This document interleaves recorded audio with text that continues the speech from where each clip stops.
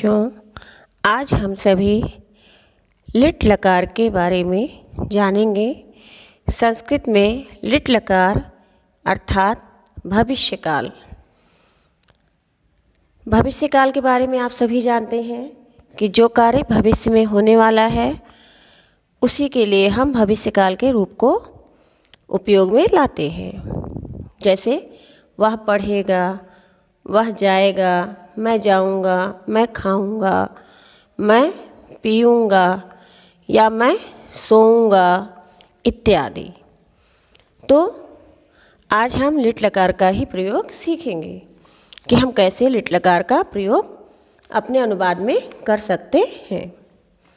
जैसा कि आप सभी जानते हैं कि संस्कृत में 3 पुरुष होते हैं, प्रथम पुरुष, मध्यम पुरुष और उत्तम पुरुष।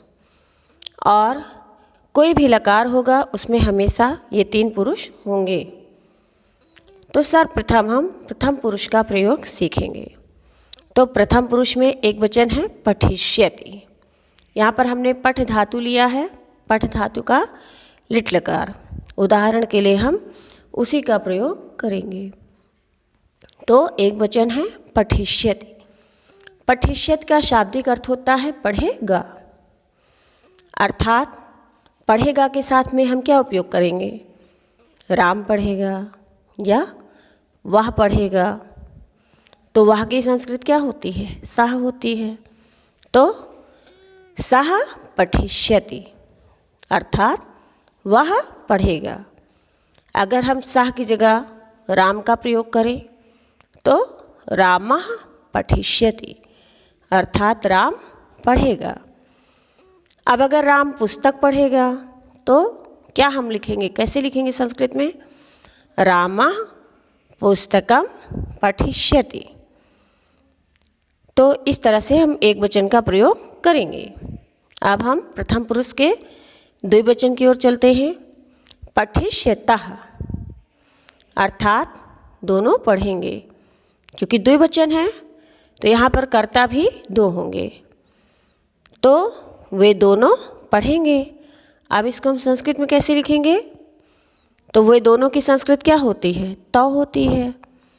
तो तौ पठिष्यतः अर्थात वे दोनों पढ़ेंगे।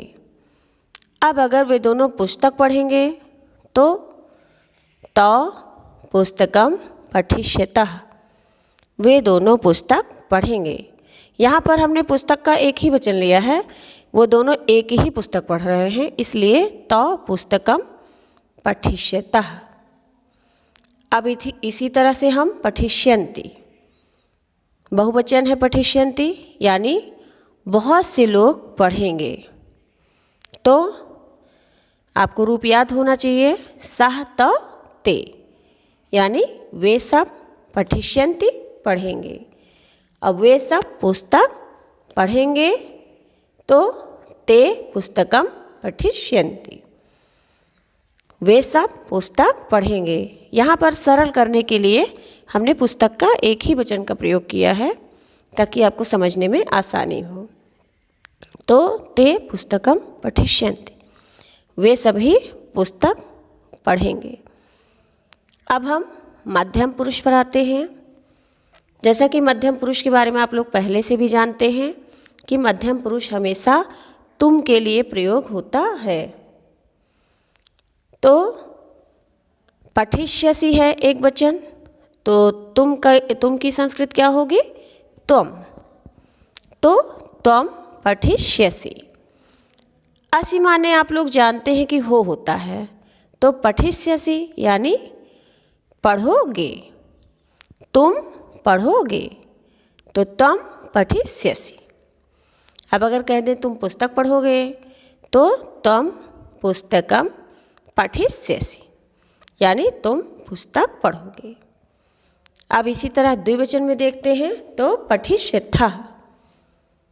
तो त्वम का द्विवचन क्या होता है? युवाम, अर्थात युवाम पुस्तकं पठिष्यथः, तुम दोनों पुस्तक पढ़ोगे। युवाम पुस्तकं पठिष्यथः।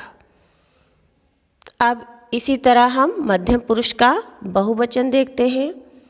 तो पठिष्यथ बहुवचन है, बहुत से लोगों के लिए होगा, तो त्वम युवाम यूयम, अर्थात हम इसके लिए यूयम का उपयोग करेंगे। तो यूयम पुस्तकम पठिष्यथ, यानी तुम सब पुस्तक पढ़ोगे, तुम सब पुस्तक पढ़ोगे। यूयम पुस्तकम पठिष्यथ। अब हम उत्तम पुरुष का प्रयोग करना सीखते हैं। उत्तम पुरुष हमेशा मैं के साथ में प्रयोग होता है। उत्तम पुरुष में अर्थात वह अपनी बात कह रहा है कि मैं जाऊंगा, मैं खाऊंगा, मैं पढ़ूंगा, मैं लिखूंगा, तो इसका एक वचन है पठिष्यामि, यानी पढ़ूंगा। तो मैं पढ़ूंगा, तो मैं की संस्कृत क्या हो जाएगी? अहम। अहम पुस्तकम पठिष्यामि, यानी मैं पुस्तक पढ़ूंगा। अहम पुस्तकम पठिष्यामि। अब हम द्विवचन देखते हैं। तो द्विवचन में है पठिष्यावः, अर्थात हम दोनों पुस्तक पढ़ेंगे। तो हम दोनों की संस्कृत क्या होगी? आवाम। तो आवाम पुस्तकम पठिष्यावः, हम दोनों पुस्तक पढ़ेंगे। अब सबसे अंत में बहुवचन बचता है पठिष्यामः, और अहम, आवाम, फिर क्या आता है? वयम, अर्थात वयम माने हम सब।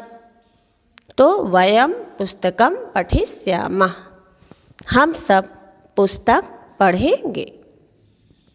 वयम पुस्तकम पठिष्यामः, हम सब पुस्तक पढ़ेंगे। अब आप इसका उपयोग किसी भी धातु रूप के लिट लकार में कर सकते हैं। हमेशा यही याद रखना है कि प्रथम पुरुष के साथ हमेशा तद्भव का रूप आएगा, अर्थात सात होते। मध्यम पुरुष के साथ त्वम युवाम यूयम, और उत्तम पुरुष के साथ हमेशा अहम, आवाम, वयम। अगर इन नियमों का ध्यान रखेंगे तो निश्चित ही अनुवाद करने में सफल होंगे।